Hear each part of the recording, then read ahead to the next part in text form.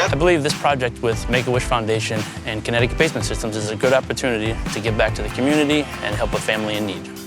So Dylan's a triplet, and she shares a room with her other two sisters right now. Yeah. So having a little bit more space to... Guess what, I'm dancing in the back. Yeah, no, yeah. What, 14 months cancer-free, thankfully. So we're very excited to be moving on to the next stage. There you go. I'm very excited for it to be done. My wish area for sleepover with my friends, art section, a place to store my Legos, like a shelf, and a gaming setup. Well, you know, this is a really special project, and I think Make-A-Wish is a really special organization. I knew, like, generally what they did, but I had never seen firsthand the impact that the organization has had on people's lives. We have some really great people that work at Connecticut Basement Systems. We're a really lucky company.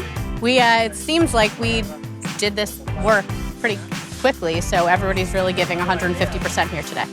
Aquí estamos trabajando con todo y todos estamos felices trabajando aquí y estamos entregando un bonito trabajo. Oh, wow, look at this. Yeah, that's crazy. Wow. It's only the beginning. This is the big start. Yeah, this is amazing. So this is what's... When it's all finished, I think it's going to make her really forget what she went through. And I think that's the really big thing about this wish. It's going to be in her past, and she's not going to think about it. And it's just another thing of how people have helped throughout this whole process. Like, we've gotten so much support. Yeah. And it still comes and comes. It's pretty crazy. What do you say to the people at the Connecticut Basement?